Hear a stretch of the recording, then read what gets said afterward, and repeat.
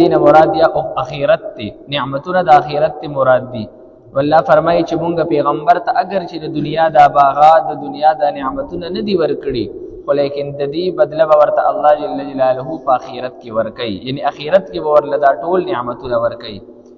او یا تعلق د دې د دنیا سره دی رسول الله مبارک ته الله جل جلاله فرمایل چې شریته غواړي د مکی د خزانو چابیانې بتاله درکم هغه چابیانې بدل درکم چې ما تر اوسه اچا ته ندی ورکړي او نه به ستانه پس بل چاته ورکم دا هر څه بستاوي او دغه رنګ د اخرت چې ستا کوم نعمتونه دي نو دا غي کې به اس کمې نه راځي رسول الله مبارک فرمایل یا الله نبی دی پکار ها چې ما ته کوم نعمتونه دل تراکی هغه ما ته اخرت کې راکی رسول الله مبارک په خپل باندې چې دین انکار کړی دی بیا الله فرمایي بل کذبوا بالساعه دا دوی چې دا پیغمبر ته مختلف قسمه خبرې کوي او هغه باندې مختلف قسمه شکایات کوي نو دا په دې وجه باندې چې دوی د قیامت نه انکار کوي دوی دوباره ژوند کېدل او بعث بعد الموت او د اخرت باندې یقین نشته داغي تکذیب کوي بیا ذکر الله جل جلاله او تخویف او ذکر کوي واعتدنا لمن كذب بالساعه سعيرا چاچی هم په قیامت انکار وکړو الله فرمایي هغه د پاره د جهنم اور مونږ تیار کړی دی د جهنم اور ته ودی بیا چې کوم خلق منکرین د آخرت او د قیامت دي بیا احوال د آخرت ذکر کیږي اذا راتهم من مکان بعید چې کلا دا جهنم دی خلق لرؤونی کم خلق چې جهنم ته بزي نو چې جهنم دا خلق اوینی انو من مکان بعید سمعوا لها تغیظا وزفیرا نو دی به د جهنم هغه اوازونه غړمبار اوري اوس د جهنم بدوی څنګه ویني نو د اهل سنت والجماعت عقیده ده یو خدلته معلومه شو چې قیامت جهنم الله جل جلاله اوس تیار کړی دی واعتدنا لمن كذب بالساعه سعيرا دې مداده د موږ د اهل سنت والجماعت عقیده ده چې په حقیقت کې به د جهنم لیدل کیدا خلق بویني او دارنګ د جهنم د پارستري گشته باغی باندې بلیدل کی در پاره غوږونه دی باغی باندې بدی اوریدل کی دا په حقیقت باندې محمول دی باقی تفصیل د دې چې جهنم بسنګ لیدل کی او څنګه به قتل کی څنګه به اوریدل کی هغه چې دین مونږ ته نه معلوم کیفیت الله جل جلاله ته معلوم دی معتزله وایي چې نه جهنم په حقیقت کې لیدل نشي کولی ځکه د یو څه د لیدو د پاره او د اوریدو د پاره هغه چې دین حیات ژوند شرط دی او حیات په جهنم کې نشته دی نو لهدا غوي چې دلته مجاز په الخذف دی یعنی جهنم به د خلق لره نه ویني د جهنم چې کم داروغه دی هغه چې کله د خلق لره ویني نو جهنم باغوي د پاره غړمبار شروع کی مراد ته نو سختی او هولناکی دا یعنی جهنم دوی د پاره تیار دی چې کله جهنم د خلق لره ویني چې ما تر روان دي خپل اوازونه ورته شروع کی وَإِذَا أُلْقُوا مِنْهَا مَكَانًا ضَيِّقًا بیا بدی په جهنم کې په یو تنگ ځای کې وګرځول شي رسول الله مبارک فرمایي څومره تنگ ځای بوي دومره تنگ ځای بوي لکه میخ چې په دیوال کې ټکي دومره سخت ځای کې ودا جهنم یان وګرځول شي نو که تاسو خیال وي یو سړی چې تنگ ځای کې اسیم راګیر شي ډیر زیات تنگ وي فراخ ځای کې را بیام سه اخوا دی خوشي کولاو آزاد کینی او چې تنگ ځای کې راګیر کې دا ځان ته عذاب دی بیا اور د جهنم دی بالکل پتنګ ځای کې به الله جل جلاله واچي مقرنین دا سه حال کې چې دی بتړل شي وي نو ستره بتړل شي وي دا لاسونه به الله جل جلاله شا طرف ته سټ سره تړلې وي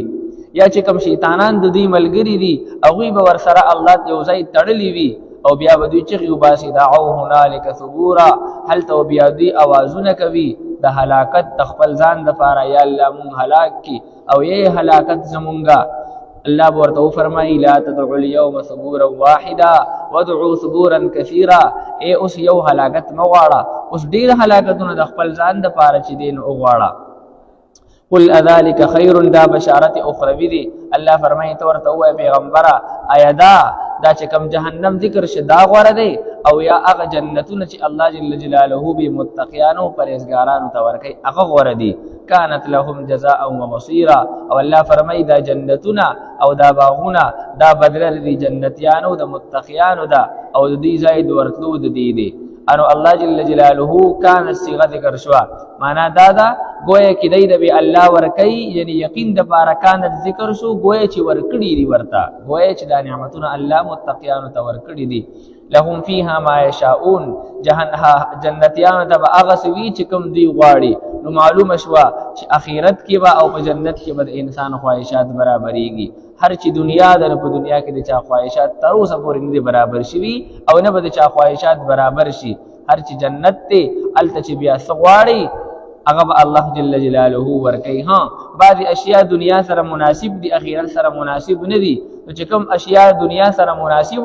او اخرت سره مناسب نه دي هغه خواهشات به الله جل جلاله د جنتیانو د زړه نه وباسي لکه جنتیان به هلته دا خواهش نه کوي چې یا الله ماته بچي راکړي بس دا توالد تناسل سلسله دنیا کې سړی دا ارمان ډیر کوي یا الله مال اولاد راکړي ماته بچي راکړي ولیکن التب ورتدا ارمان الله ختم کی ځکه دا د آخرت سره مناسب نه دی او دنیا سره مناسب ور دنیا کې به دا ارمان وی کان علی ربک وعدا مسئولا ويوم يحشرهم دا تخویف اخروی دی فکم ورځ باندې بچ الله راجم کی دی خلق لرا وما يعبدون من دون الله وین مشرکان بم راجم کی او مشرکان شرچا عبادت کو هغه ټول براجم کی مشرکانو د چا عبادت کو چا د انبیاء عبادت کو چا د اولیاء عبادت کو او چا د ملائکو عبادت کو نو دا ټول به الله جل جلاله را جمع کی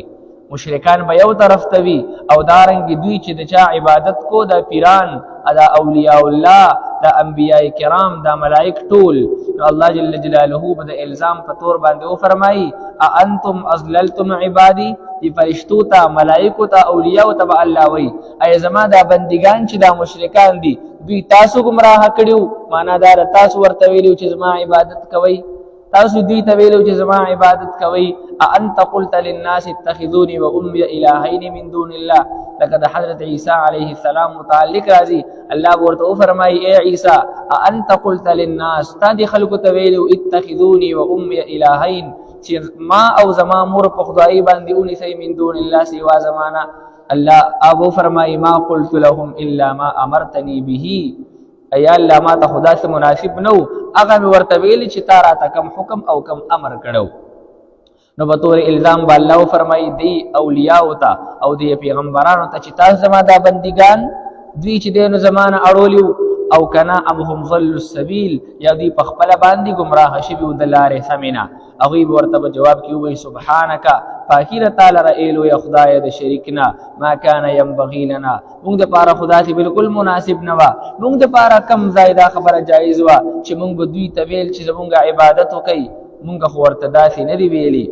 خو لیکن غیب د دې د گمراهی یو غټ سبب ذکر کی هغه اولیاء هغه ملائک او هغه انبیاء بردی مشرکانو د گمراهی غټ سبب ذکر کی هغه څه دی ولکن متعتهم وآباءهم حتى نسوا الذکر ای الله تا دوی ته نفع ورکړي ول دنیا او دنیا مال دولت ورته ورکړو او خمعاش ورته ورکړو دوی پلارانو ته ورکړو نو په کار داو چې دوی باندې د حق پیجندل وي ولیکن د حق د پیجندو په ځای دی ستا نصیحت او ستا ذکر او ستا آیات تیر ایر شو دنیا کې منهمک شول او غرق شول او ستا آیات چې دین دوی نه پاتې شو وکانو قوما بورا فقد كذبوكم الله بو فرمایي چې تاسو تکذیب وکړې شو تاسو چې کوم خبرې کولې چې مونږ ته د انبیاء ویلو او مونږ خورده عبادت کولو او غي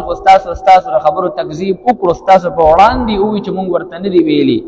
فما تستطيعون صرفا ولا نصرا الله بو فرمایي بس د اختلال موس نشته دینو نه تاسو سره دا طاقت شته چې ځان نه عذاب زما واړوي او نه تاسو مدد کولو ولا سوچته ومن يظلم منكم نذقه عذابا كبيرا دا خبره عمومي ده یعنی چا چې ظلم وکړو الله فرمایي عذاب کبیر به ورته ورکوم